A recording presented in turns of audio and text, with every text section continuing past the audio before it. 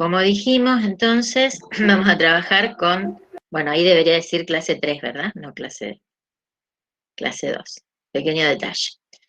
Bien, para recordar simplemente y entrar en contexto. ¿Se acuerdan que dijimos con Simmel siempre tienen que estar pensando que trabajamos con 4 niveles, que esos niveles se van interrelacionando en todos los textos y que ustedes es un buen ejercicio que vayan identificando cómo esos 4 niveles van interactuando, ¿sí? Hablamos de las suposiciones microscópicas sobre la vida social, hablamos de los análisis de los componentes sociológicos de las relaciones interpersonales, hablamos de los estudios, del estudio sobre la estructura y los cambios del espíritu social y cultural de la época, hablamos sobre la implicación de los principios metafísicos sobre la vida.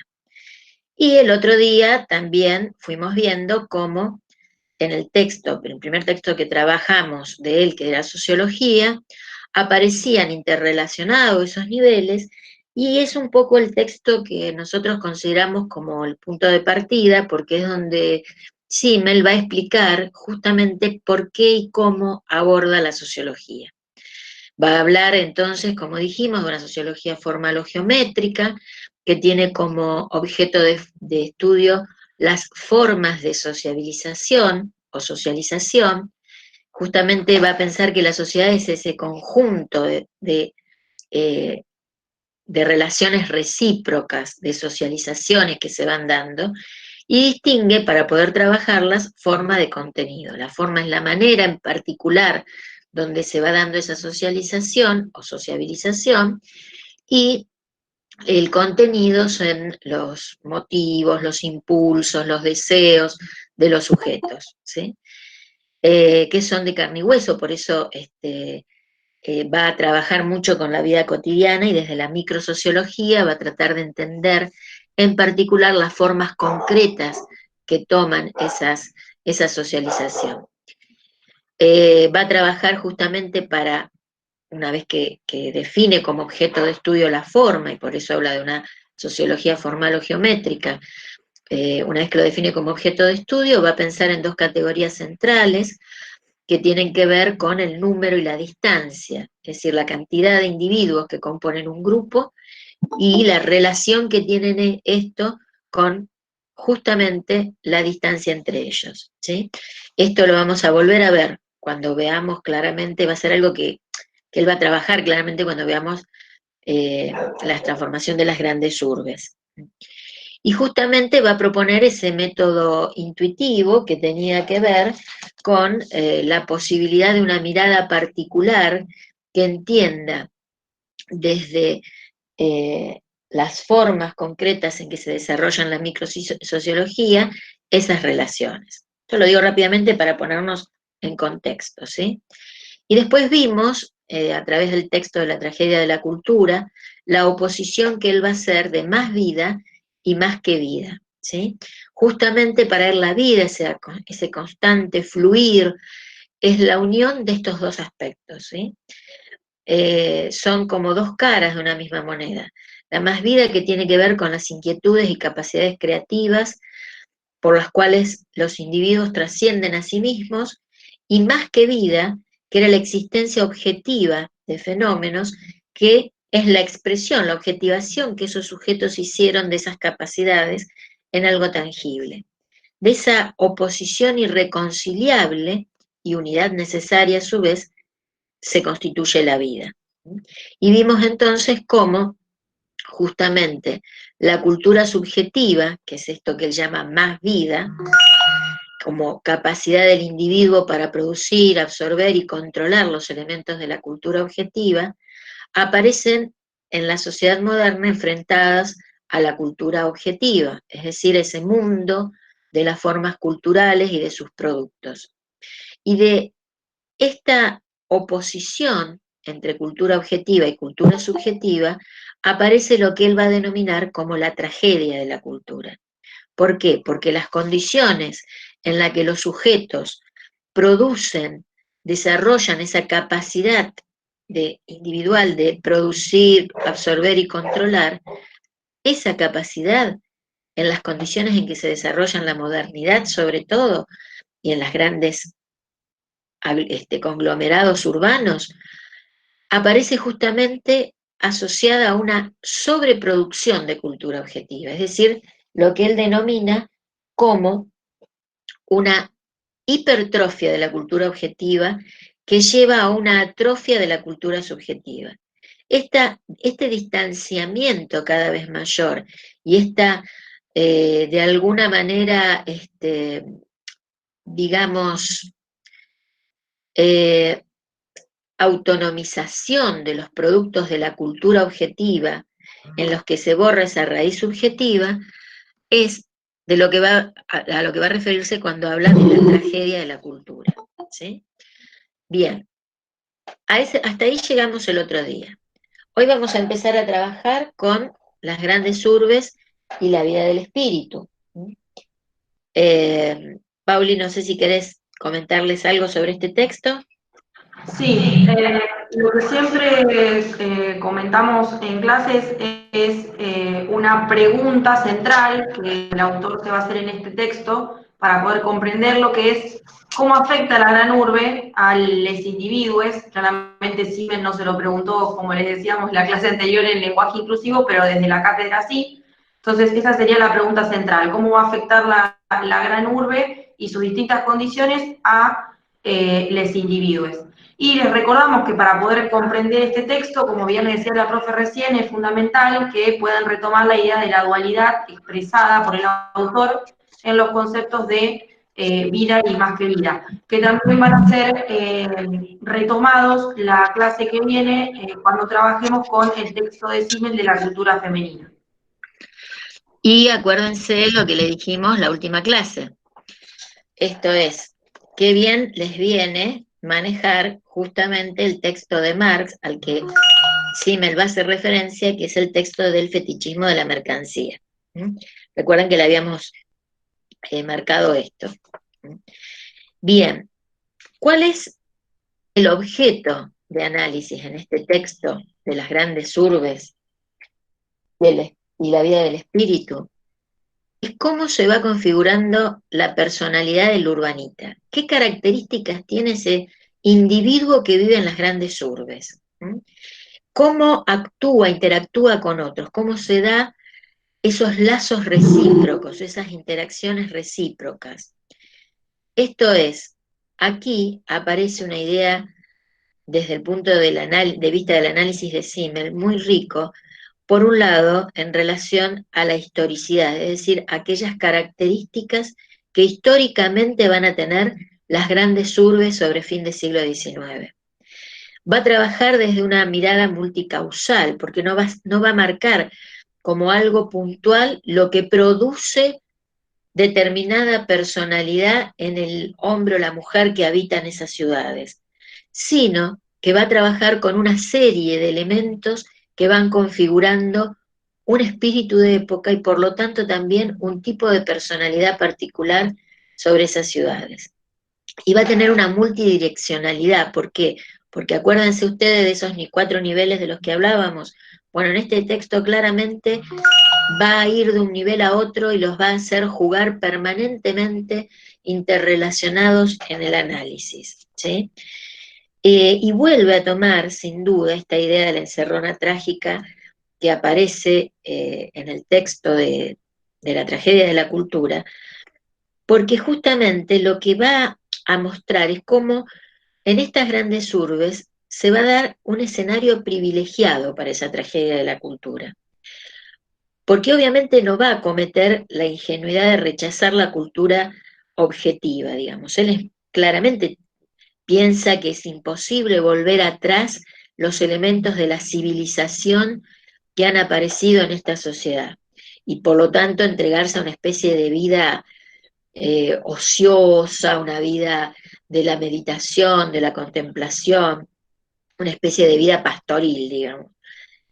Claramente dice, no, quienes viven en la ciudad no van a volver atrás, ¿sí? Pero esa cultura objetiva que le ha posibilitado muchas cuestiones es la condición de posibilidad del mismo ser del hombre y del grupo social, porque justamente las relaciones se sustentan también gracias a los adelantos tecnológicos, ¿sí? Y esto hace que las interrelaciones entre los grupos sociales crezcan. Porque, y en esto es muy claro, dice, el hombre, el individuo, la mujer, no son puramente biológicos, no son seres puramente biológicos, sino que son seres esencialmente técnicos. Es decir, que para estos individuos, para todos los individuos, para el ser humano, la vida no significa el estar, sino el bienestar. Algo de esto dijimos el otro día, ¿sí? Por lo tanto, esa búsqueda de bienestar en el mundo exige la producción de aquello que encuentra en la cultura objetiva, es decir, de lo que podríamos decir objetivo, superfluo. Y para poder hacerlo necesita de la técnica, porque la técnica es justamente la producción de lo objetivamente superfluo, dice él, tanto hoy como en el Paleolítico. En el Paleolítico los hombres tenían sus manos, sin embargo, fueron buscando instrumentos que le permitieran acceder mejor a lo que deseaban y cada vez a más cosas. Y el hombre moderno es igual. Por eso dice que la situación se vuelve, con respecto a la tragedia de la cultura, cada vez más grave en las grandes urbes, porque a su vez que facilita la posibilidad de esa vida en sociedad, vuelve al individuo más aislado, ¿sí? Y allí aparece una dualidad muy interesante que vamos a trabajar ahora en breve con respecto a el individuo y el grupo social. Pero bueno, no sé si querés comentar algo, Pauli, antes de seguir. Sí, lo que les iba a comentar respecto a lo que les mencionaba la profe de las grandes urbes como un espacio privilegiado para esta tragedia de la cultura, el autor lo que hace es puntualizar en que en tanto que la gran urbe crea precisamente ciertas condiciones psicológicas para que el urbanita pueda subsistir, el autor va planteando distintas situaciones como las que se dan en la calle, con el tiempo, con las multiplicidades de la vida económica, a nivel social, profesional. Esto va produciendo ya, dice, en los fundamentos sensoriales de la vida anímica y en la conciencia que exige al individuo a causa de su organización como seres de la diferencia. Como le decía la profe, una profunda oposición va a mostrar esto entre la pequeña ciudad, la gran ciudad y la vida del campo. Como vamos a ver más adelante, la idea central de este texto respecto al tipo de características que va a asumir la personalidad de este urbanita, esto es muy importante, se va a basar en un fundamento psicológico que es el acrecentamiento de la vida nerviosa. Y tiene su origen en el rápido e interrumpido intercambio de impresiones, tanto internas como externas. ¿Qué nos va a decir Simmel? Que el hombre es un ser de diferencias. Esto es, que su conciencia está estimulada por la diferencia entre la impresión del momento y la impresión del precedente. Si bien esto lo vamos a ver más adelante, la idea es que ustedes puedan retomar que el fundamento psicológico de esta personalidad, en la que se basa la personalidad urbanita, es el acrecentamiento de la vida nerviosa y que esto tiene origen entonces en este rápido e interrumpido intercambio de impresiones a nivel interno y a nivel externo. Como le decía la profe, esto va a generar que el individuo tenga que, a través de una libertad que vamos a ver más adelante, qué características tiene, poder defenderse y subsistir a estas impresiones internas y externas. Bien, justamente una de las primeras cosas que va a marcar para poder caracterizar a esa vida en sociedad del urbanita en las grandes urbes es la diferencia entre la vida rural y la vida urbana. ¿Qué características nuevas aparecen en estas grandes urbes que no estaban en la vida rural? Entonces va a oponer el campo o las pequeñas ciudades, donde dice que la vida fluye en forma más lenta, más habitual, más regular, donde los estímulos no son permanentes, sino que permiten la reflexión entre tiempo de estímulo y estímulo como aquello que recibe el individuo, ¿sí? Las noticias, por ejemplo, en las pequeñas ciudades, digamos, o en el campo, no se recibe permanentemente noticias todo el tiempo. Obviamente él está hablando, y esto, bueno, hagamos un link para explicar esto un minuto, que ustedes se tienen que ubicar en lo que son las pequeñas ciudades o las grandes ciudades, siempre sobre fin del siglo XIX. Hoy con la globalización y lo que nosotros vimos en realidad con Giddens, ¿recuerdan? Esto de la extensionalidad y la intencionalidad, bueno, claramente aquello que tiene que ver con el enclave local, lo que determina el enclave local, la intencionalidad, cada vez esa dimensión está más influida por la extensionalidad, lo que ocurre en el resto de la sociedad global. ¿Pero por qué? Porque hoy tenemos el desarrollo de tecnologías que permiten, en simultaneidad de espacio y tiempo, poder tener una imagen global del planeta, ¿sí? Con todo lo que eso significa como costo para las subjetividades. Pero justamente estos estímulos hace años atrás eran menores, y en el momento que escribe Simmel hay una gran diferencia entre la vida rural y la vida urbana, porque en estas pequeñas ciudades esos estímulos son casi nulos, ¿sí? O muy pocos, muy lentos de aparecer. No así en las grandes urbes. Eso es lo que para él va a determinar esa diferencia central.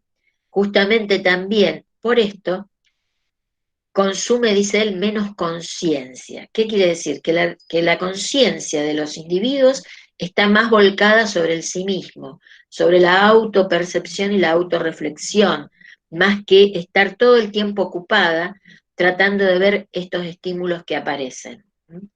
Y justamente por eso también hay un mayor desarrollo del sentimiento. Todo lo que tenga que ver con lo afectivo y con lo propio de la subjetividad está permanentemente guiando al individuo.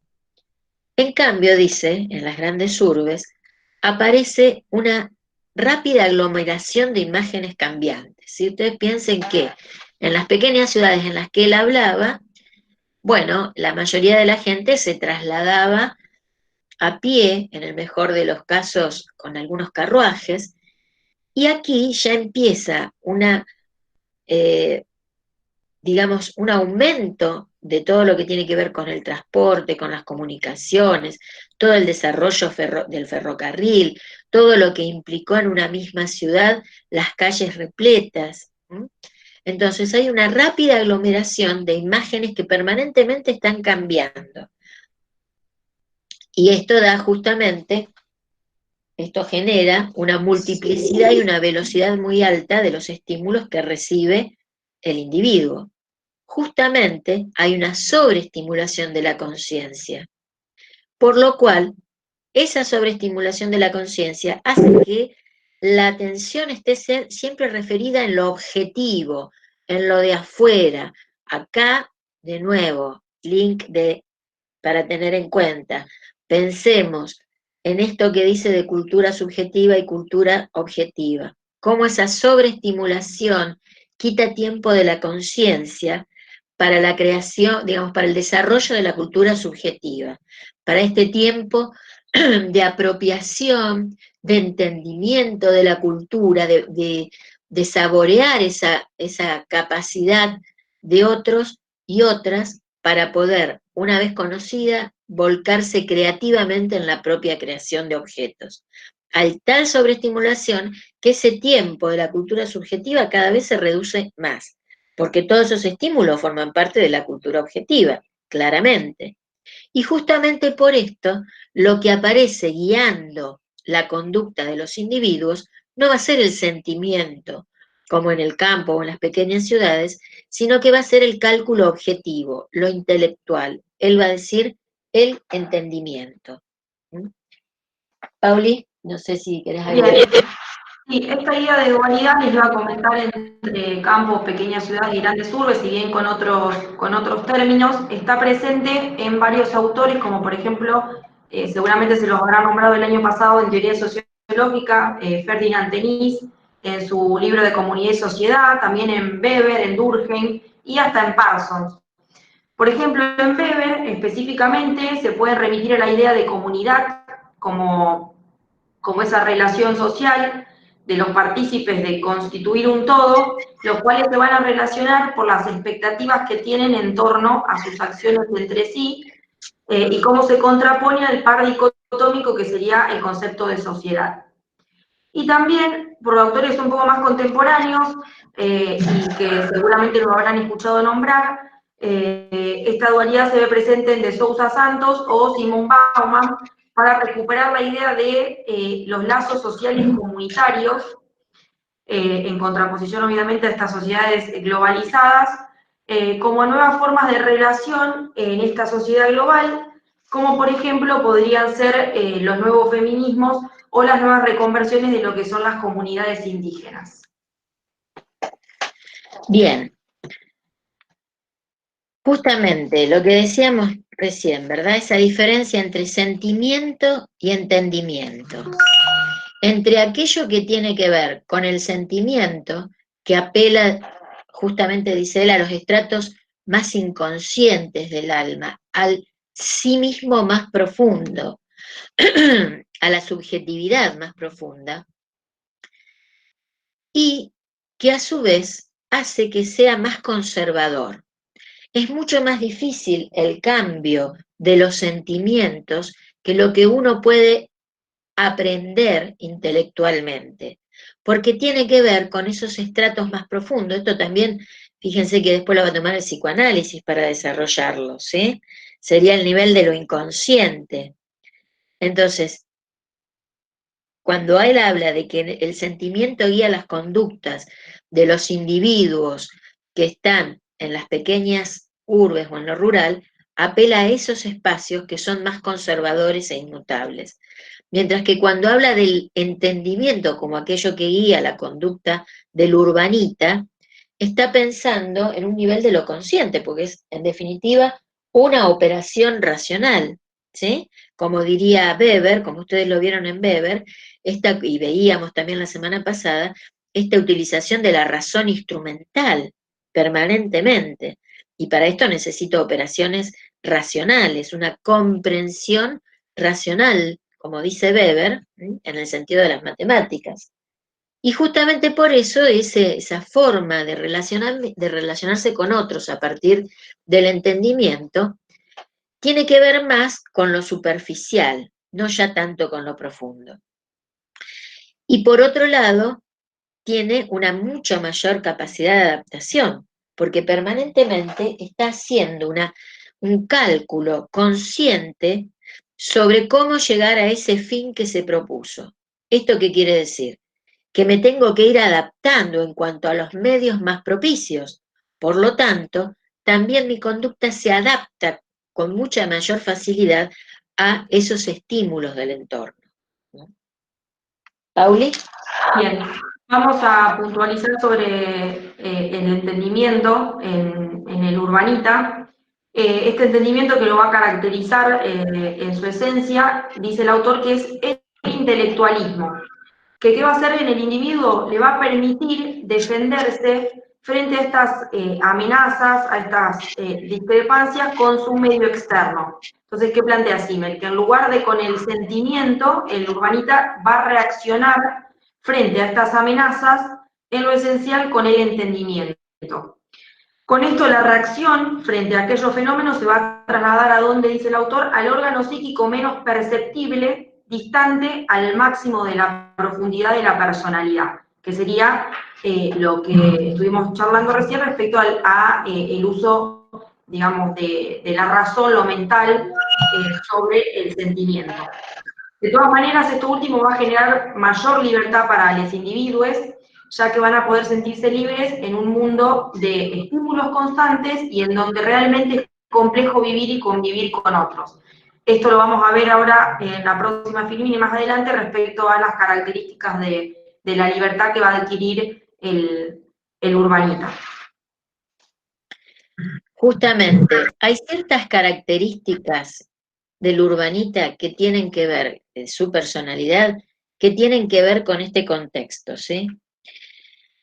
Pensemos que si para él este esta vida en sociedad es una vida, perdón, que implica una permanente sobresaturación de estímulos, una necesidad permanente para poder responder a esos estímulos y adaptarse de una conducta basada en la calculabilidad y por lo tanto una creciente adaptación, la situación se vuelve más grave cuando tomamos en consideración a un individuo que, sobre un individuo aislado, esto puede ser grave, aún más si nosotros introducimos la perspectiva de que ese individuo pertenece a un grupo, está dentro de un grupo. Porque justamente el grupo, la importancia del grupo suele aumentar tanto más cuanto menos se aprecian de alguna forma la vida y el interés de sus miembros como individuos. Él va a hablar acá de la significatividad y la influencia de un grupo social y que esta significatividad de un grupo social se puede medir, dice él, por el grado de desarrollo que ha alcanzado en él la cultura objetiva. Pero justamente esta cultura objetiva crea tal sobreestimulación en los individuos que el individuo característico de las grandes urbes, este urbanita, va a tener una tendencia a la indolencia, es decir, a la falta de reacción. ¿Por qué? Porque hay una selección que hace entre cuáles son los estímulos a los que responde y a los que no, en base a esa calculabilidad. Por lo tanto, esa indolencia va a ser seguramente que pueda pasar al lado de alguien que sufre y no se dé cuenta o lo vea como parte del paisaje. Porque en realidad el estímulo que está atendiendo a las cuestiones del sentimiento y a su plano más profundo de subjetividad son dejadas de lado, porque lo que impera, la atención que impera en esa adaptabilidad, tiene que ver con los elementos que le permite seguir siendo individuo y seguir consumiendo esa cultura objetiva en las grandes urbes. Por lo tanto, el urbanita es un ser indolente, ¿m? Tiene actitud de reserva, esto es, mide, calcula todas sus relaciones y muestra antipatía por algunas cuestiones, antipatía y apatía por algunas cuestiones, ¿sí? Justamente por eso el margen de libertad personal que tiene es mucho más amplio, aunque la riqueza que va a tener en sus relaciones impliquen un distanciamiento afectivo mayor con los otros. Y justamente por eso hay una correlación que va a hacer Simmel entre el círculo de libertad e individuación, ¿sí? Y allí va a trabajar con esta categoría de número. Cuando habla de la categoría de número, piensa, por un lado, en los pequeños círculos, donde dice hay una unidad centrípeta. ¿Qué quiere decir eso? Que los individuos se sienten atados a ese grupo, ¿sí? Que hay una relación muy fuerte. Piensen en la idea de comunidad de Weber. Hay una unión y una cercanía mayor. Y por lo tanto también están más cerrados frente a lo exterior. Justamente por eso, los que participan de esos grupos tienen menor libertad personal. Y esa menor libertad personal los lleva de alguna manera a una desindividualización. ¿Qué quiere decir allí él cuando marca esta desindividualización? Quiere decir que nos cuidamos mucho más de mostrar quiénes somos, porque vemos la mirada del otro que la sentimos como censurante y nos importa la mirada del otro. ¿Por qué nos importa la mirada del otro o la otra? Porque en esa mirada se juega el afecto del otro o la otra, los sentimientos. Y estar más cercano al grupo hace justamente que piense en términos más cercanos a lo común del grupo. Si quieren pensarlo en términos de otros clásicos que ustedes vieron, les decía Comunidad en Weber, piensen en la sociedad tradicional en Durkheim, ¿sí? ¿Y dónde aparecen estos pequeños círculos?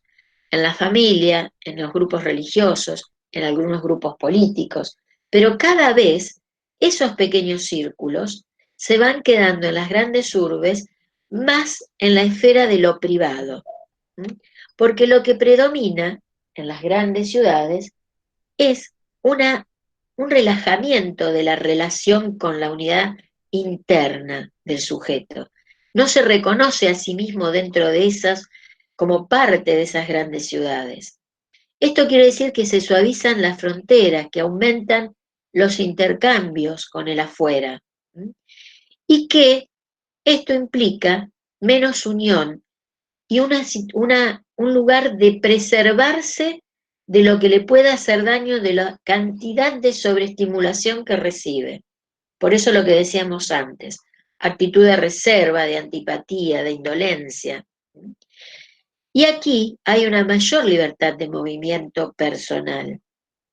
Pero, a pesar de que uno podría pensar que esto redunda en una mayor felicidad, para Simmel, no necesariamente esto se traduce en bienestar subjetivo, porque al estar borrada esa subjetivación, incluso para el mismo individuo, a partir de la actitud de reserva, de antipatía, de indolencia, este bienestar y esta llegada a su propia subjetividad cada vez se vuelve más difícil. María, te piden que vamos a ir un poquito más despacio. ¿Cómo, Pauli? Que nos piden, por favor, si podemos ir un poquito más despacio. Si vamos más despacio, bueno, vamos a ir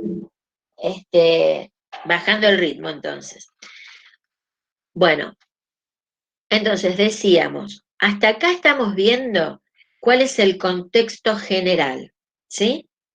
Entonces, de ese contexto general y de esa idea que podemos poner en el nivel 4 con respecto a cómo funciona esta vida, desde la separación de más vida y más que vida, desde cultura subjetiva y cultura objetiva, en Simmel, recuerden los 4 niveles que veíamos antes, de ese nivel 4 pasamos al nivel de analizar cómo son las características de esos individuos.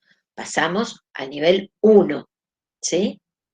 Bueno, ahora vamos a pensar en el nivel 1 y el nivel 2 para ver cuáles son esas relaciones entre ellos. Ahora vamos a ir al nivel estructural. No sé si querés agregar algo más, Pauli, y después vamos a ir a ver cómo es la estructura de estas grandes ciudades. Bien, lo que les iba a comentar es que es importante reparar en la idea de libertad en el urbanita, que es lo que ya les comentamos hace un ratito. Este sujeto, digamos, el urbanita es libre en relación a los prejuicios que van a comprimir a los habitantes que se encuentran en las pequeñas ciudades, es decir, el urbanita libre lo es para poder soportar, como dice el autor, la densísima muchedumbre de la gran ciudad, puesto que la cercanía y la estrechez corporal hacen tanto más visible la distancia espiritual. Con esto, ¿qué queremos decir? Que no nos vamos a referir a la presencia de una libertad entendida desde el bienestar, sino que hay que entender a la libertad individual como, dice el autor, este miembro complementador lógico e histórico de la amplitud de las ciudades, como mera libertad de movimiento y supresión de prejuicios y estrechez de miras, sino que lo que hay que resaltar en eso, lo esencial, es esta posibilidad que le va a dar al urbanista para poder ser más específico e incomparable, que eso en definitiva posee toda naturaleza en algún lugar y se expresa en la configuración de la vida.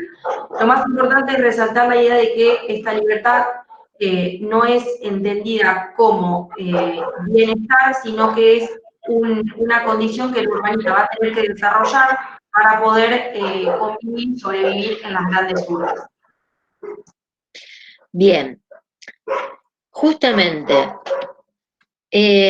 cuando él va a trabajar las características bueno, ahí terminábamos de ver en las grandes ciudades mayor especificidad, es lo que vamos a trabajar ahora.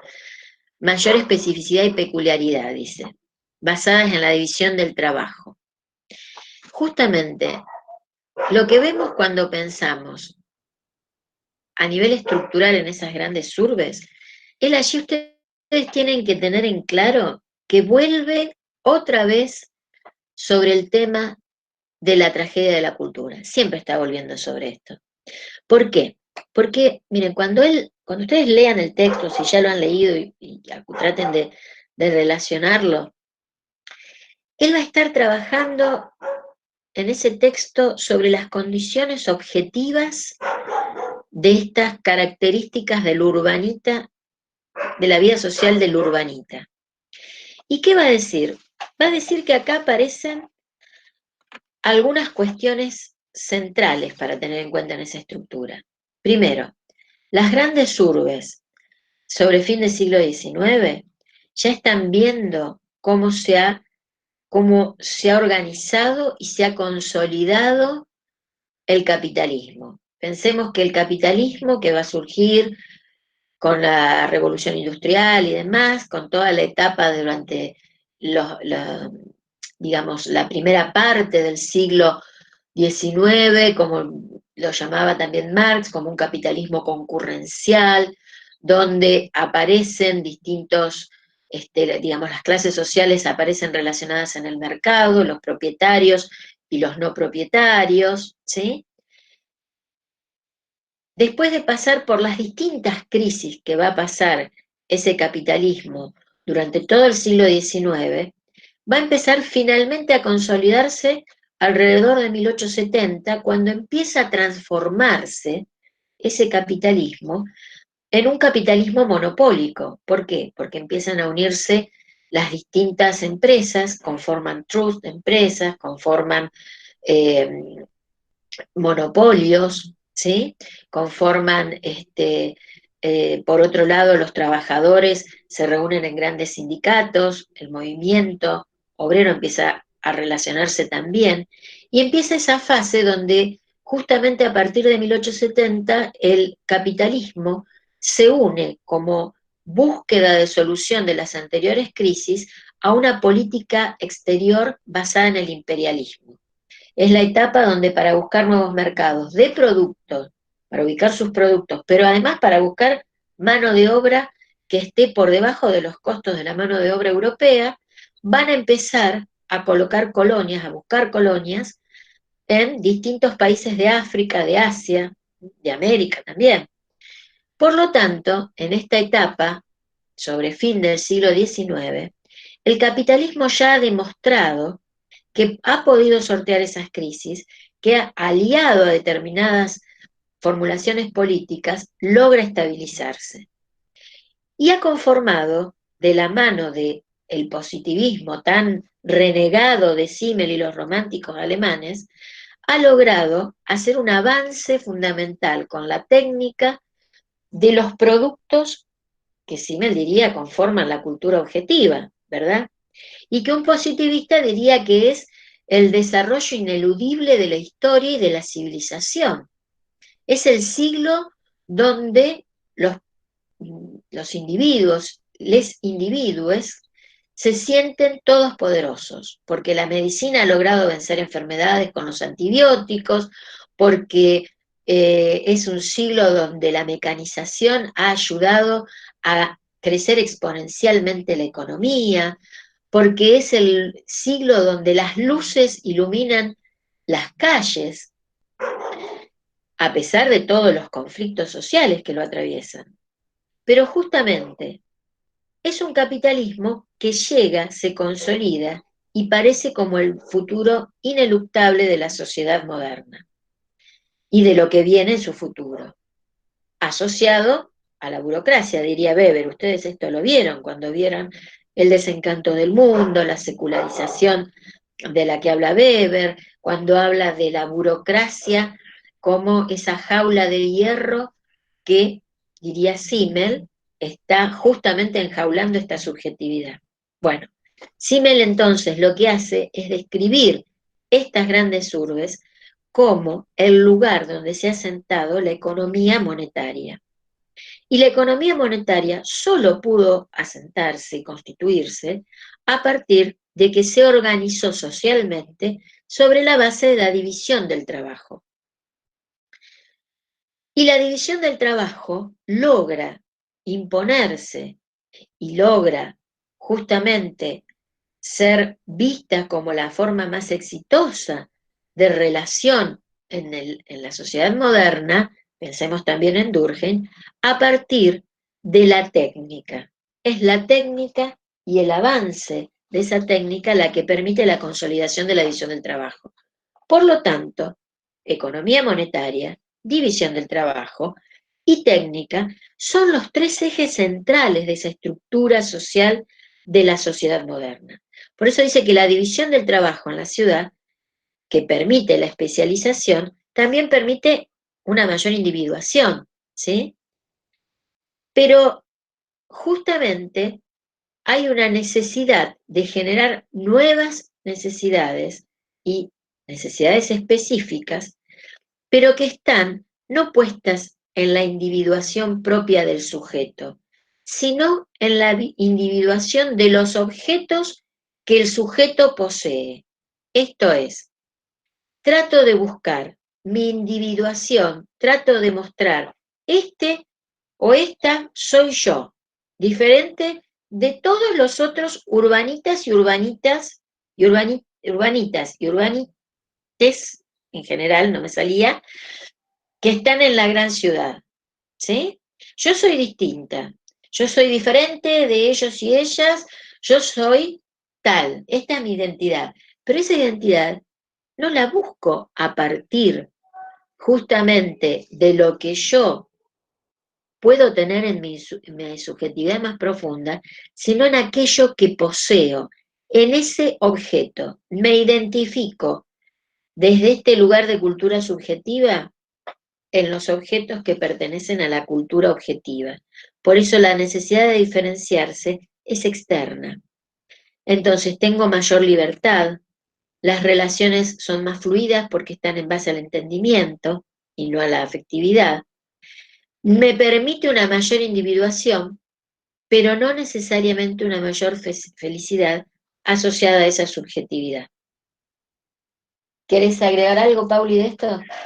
Sí, lo que les iba a resaltar es que acá ve nuevamente la idea de las grandes urbes como escenario de esta tragedia de la cultura, porque específicamente en el caso de la economía monetaria, esta se va a presentar como un rasgo de objetividad que va a caracterizar al trato entre hombres y mujeres con las cosas. Acá va a aparecer esta idea que vimos en la clase pasada respecto a la alienación de el sujeto en relación con el producto. Acá el autor va a mencionar que hay una separación y un no conocimiento entre los productores y los consumidores y a la vez estos con sus objetos.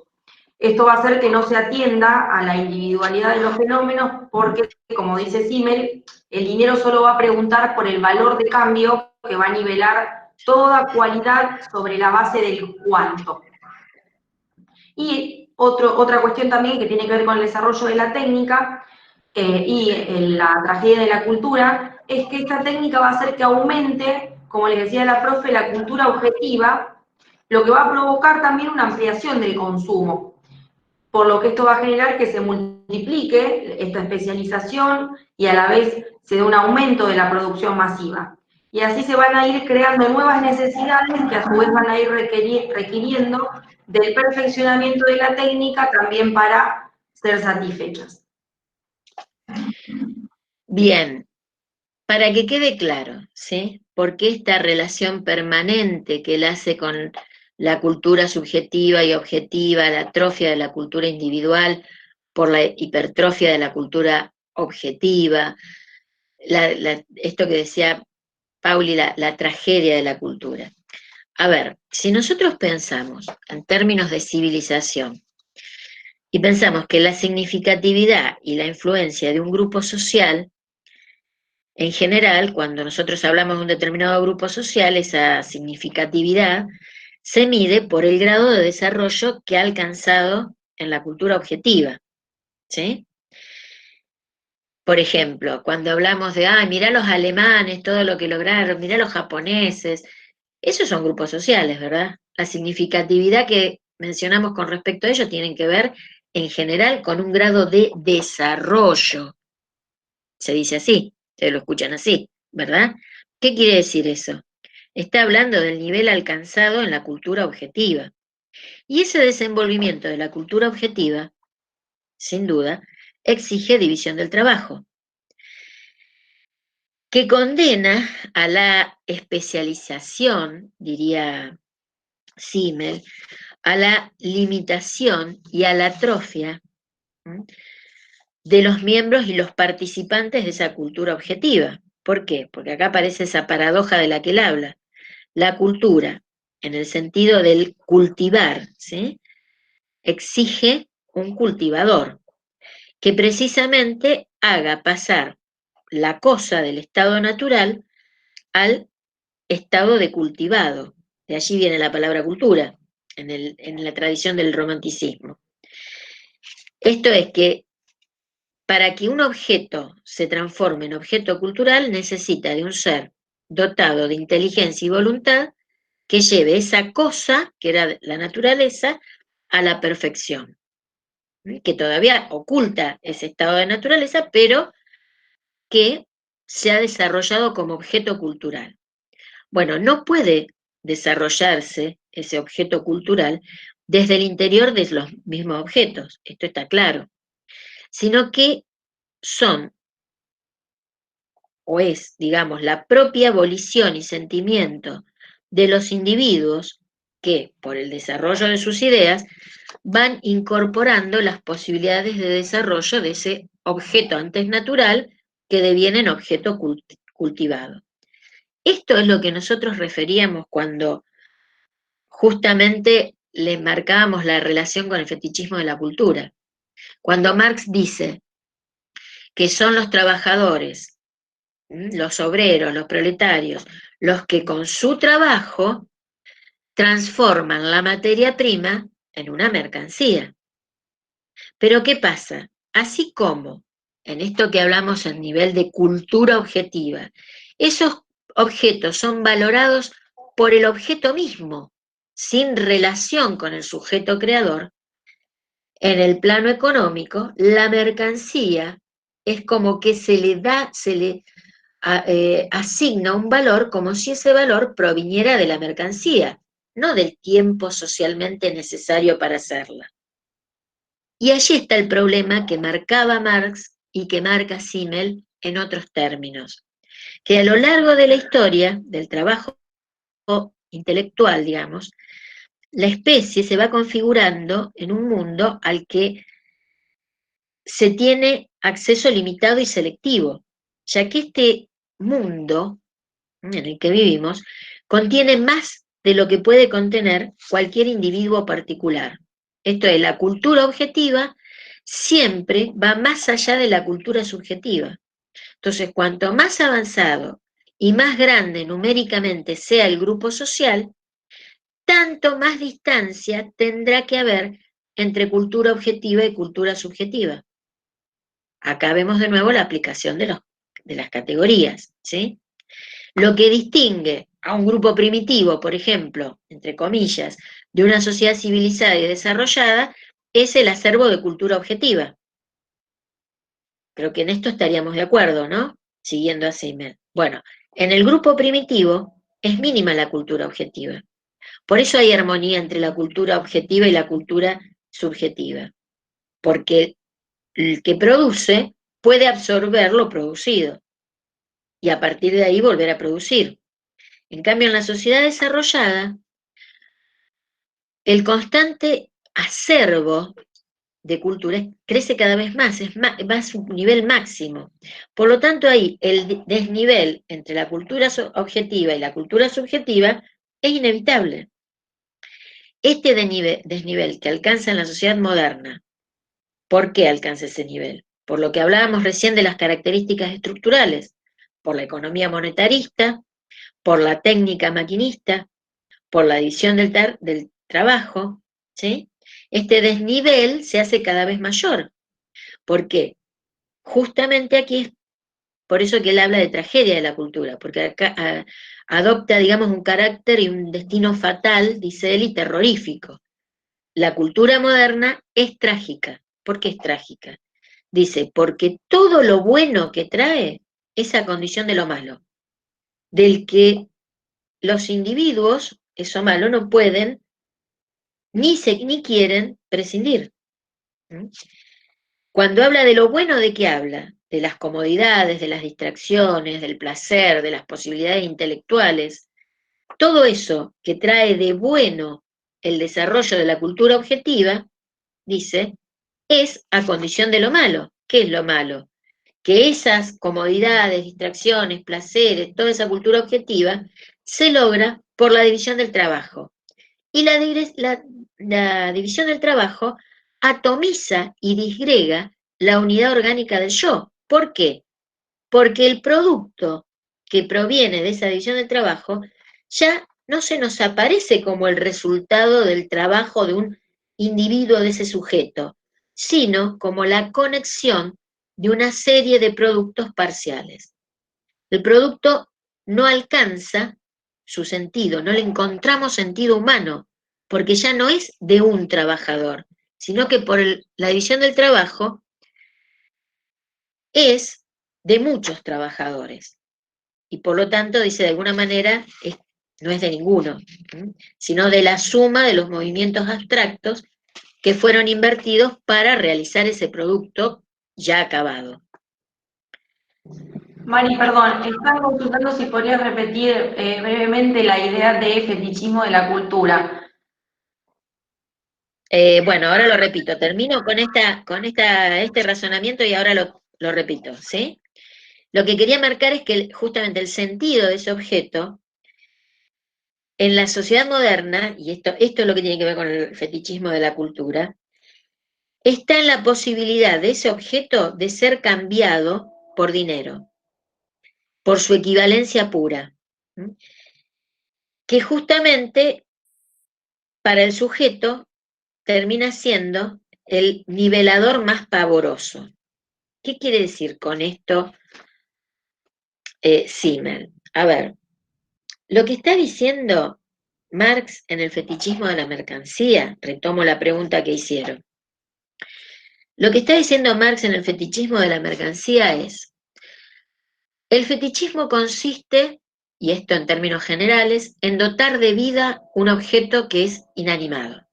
Entonces, por ejemplo, si cuando ustedes eran chicos dormían con el oso abrazado, porque consideraban que ese oso los iba a proteger y si venía algo a lo que tuvieran miedo, dormir abrazado a ese oso los iba a salvar, los iba a contener, los iba a proteger. Bueno, chiques, ustedes saben que los osos no protegen de nada, los que protegen son los seres humanos, ¿sí? A otros seres humanos. Pero cuando estamos en esa etapa infantil, tenemos una tendencia a construir fetiches, es decir, a dotar de características humanas a un objeto que no lo tiene. Bueno, Marx va a decir, va a hablar del fetichismo de la mercancía. ¿Por qué? Porque la mercancía es un objeto inanimado. ¿Estamos de acuerdo que es un objeto inanimado? ¿Sí? Cualquier mercancía es un objeto inanimado. Bueno, pero resulta ser que ese objeto inanimado, cuando entra al mercado como mercancía, parece que adquiriera valor por sus propiedades intrínsecas. Entonces, si ustedes van a una joyería, cada vez menos, ¿verdad? Pero vamos a suponer que cuando termine la cuarentena y la pandemia, van a una joyería. Y entonces quieren regalarle a su compañero, compañera o compañere un hermoso anillo. Y entonces les muestran anillos de oro y de plata. Y el joyero le va a decir, no, este es un anillo de oro porque el oro vale más que la plata. En esa frase, el joyero pone como sujeto de la frase al anillo de oro. ¿Pero es un sujeto el anillo o un objeto? claramente es un objeto, ¿verdad? Bueno, pero ¿qué está pasando allí? Está pasando que lo doto de un valor en el mercado, como si ese valor proviniera de una, no sé, una esencia especial que tiene el oro que hace que ese anillo tenga propiedades especiales. Bueno, lamento decirles que ni el oro, ni la plata, ni ningún otro metal tiene esas propiedades, sino que en realidad vale más el anillo de oro porque tiene que ver con la forma de extracción que tiene el metal y la forma en la que puede, el tiempo socialmente necesario que necesita para ser extraído, para ser procesado como materia prima y para ser finalmente por un orfebre constituido como anillo, ¿sí? Entonces Marx dice, así como volvemos un fetiche, ese objeto, esa mercancía, estamos no viendo que el valor proviene no del valor de cambio de la mercancía, sino del valor que está puesto en el tiempo socialmente necesario para realizarla. ¿Y qué dice Simmel? Haciendo este parangón con el texto de El fetichismo de la mercancía. ¿Qué dice Simmel? Simmel dice, ese objeto que nos trae comodidades, disfrutes, que forma parte del acervo cultural de un pueblo, es decir, de su cultura objetiva, que cuanto más sea, decimos que ese grupo social es más civilizado y por lo tanto más desarrollado. Estamos dotando de una característica que es la del ser humano, la de generar valor, algo que es un objeto. ¿Y por qué pasa esto? La conclusión a la que llega es similar a la que llega Marx. La economía monetaria hace que la forma de relación de los individuos en esa gran urbe para producir culturalmente esté guiada por la división social del trabajo. Porque la técnica permite esa división y permite, por lo tanto, un crecimiento maravilloso, deslumbrante de la cultura objetiva, pero es una cultura que ha borrado el rasgo del sujeto en ella y que además toma tal dimensión que nunca va a poder ser reapropiada por el sujeto, por la cultura subjetiva. ¿Sí? Entonces, ¿esto dónde se ve? Se ve claramente, por lo tanto, cuando estos objetos culturales dejan de ser valorados cualitativamente por esa marca creadora, porque se ha desdibujado con la división del trabajo. Ahora es la suma de los distintos productores. Y se pone en el carácter cuantitativo. ¿Y cuál es el carácter cuantitativo de cualquier objeto de la cultura objetiva? Se intercambia por dinero, ¿sí? La forma de equivalencia pura es el dinero. Por lo tanto, como conclusión, la base de la tragedia de la cultura moderna es el desequilibrio entre cultura objetiva y cultura subjetiva. Y la raíz de esa tragedia está en la división del trabajo, porque justamente por la división del trabajo es que la fuerza de trabajo se ha convertido, dice él, tal como decía Marx, en una mercancía más.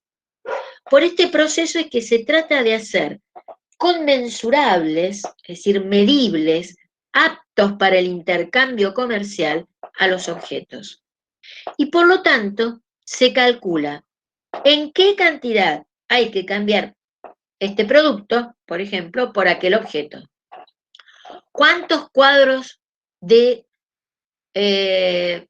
Quinquela Martín equivalen a un cuadro de Picasso? ¿Por qué? Porque todos tienen cotización en un mercado. Y esto hace que justamente se imponga el principio de la calculabilidad, de la racionalidad basada en el cálculo. Y este principio es a su vez la consecuencia de la división del trabajo y la condición de posibilidad de la condición del trabajo, de la división del trabajo, perdón. Es consecuencia y a su vez es condición de posibilidad de la forma mercancía. Y dice él, es la base del pensamiento de la ciencia también. Porque dice la epistemología de la cultura moderna, de la ciencia moderna, es esto, la reducción de lo real a lo calculable, del mundo de la vida a lo meramente cuántico. ¿De quién está hablando allí? A ver, si ustedes ya vieron a los clásicos, está hablando del positivismo. Entonces dice que justamente por eso todo en la sociedad moderna es reducido a un común denominador. ¿Cuál es ese común denominador? El dinero. Y esto hace justamente que se pierda lo particular, lo irreductible de las cosas, lo que realmente tendría de valioso la marca humana, ¿sí? Porque con el fundamento de estos modos de, digamos, con lo que hace a esta forma de pensar, lleva a la calculabilidad permanentemente. Y la calculabilidad es el principio de esta cultura objetiva, que es lo que exige justamente el modo de producción capitalista. ¿Qué es lo que exige? Por un lado, la descomposición del objeto de la producción, porque la división del trabajo hace que se divida la forma de producción.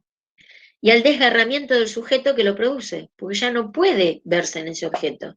Es parte de la suma de todos los trabajos que se hicieron.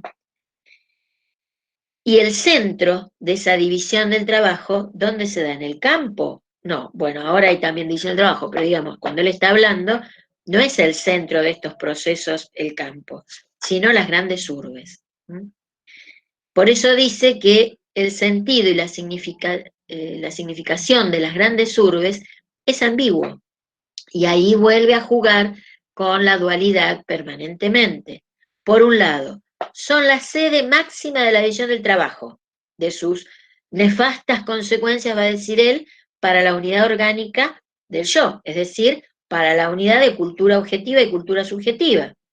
Pero por otro lado, son también el marco y la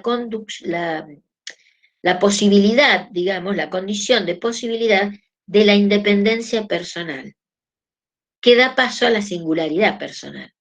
Entonces esta es una contradicción que no se resuelve.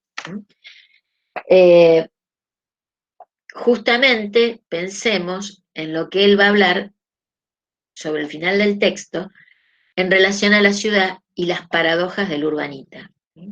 Esto que les decía yo, esto dice textualmente él, ¿no? Que las relaciones cuantitativas en la gran ciudad se da, por un lado, en dos formas de individualismo, en la independencia personal y en la formación de singularidad personal. Pero que justamente estas dos dimensiones en las grandes ciudades alcanzan un valor que hace que cobre mayor significatividad los grupos sociales. Y ahí empieza a trabajar la idea entre libertad e igualdad. La crítica que el romanticismo le va a hacer a la división del trabajo, toda esta cuestión de la tendencia a la diferenciación del individuo, a la unicidad, a la intransformabilidad del hombre particular, que ustedes van a encontrar en ese texto, y la historia externa e interna, dice, de justamente cómo se dan estos dos modos de trabajo. No sé, Pauli, si querés agregar algo.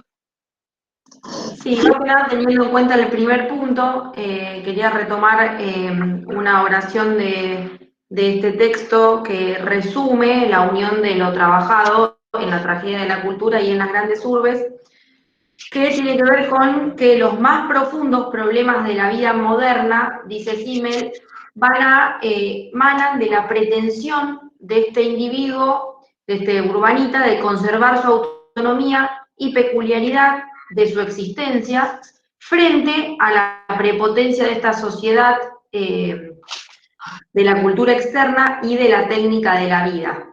Vamos a ver lo que les mencionaba la profe anteriormente, en esta idea de las características que va a asumir el urbanita para poder defenderse de estas amenazas internas y que tienen que ver, que están relacionadas no solamente con este acrecentamiento nervioso y psicológico, sino también con la preponderancia de esta cultura externa y de este desarrollo técnico de la vida de la mano del desarrollo de la economía monetaria. Bien.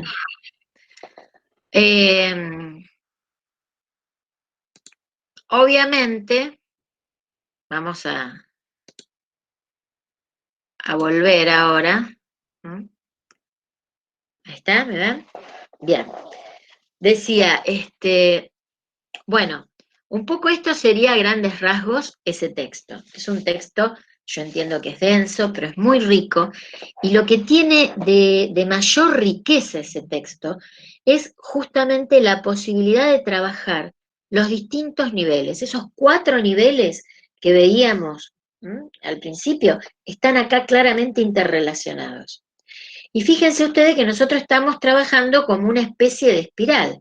Venimos del más sencillo de la sociología, donde habla de qué es sociología, cuál es el objeto de estudio, qué categorías va a trabajar, pasa a ver esta cuestión fundante para él de la tragedia de la cultura que recorre todos sus textos, y ahora lo vemos puesto en escena.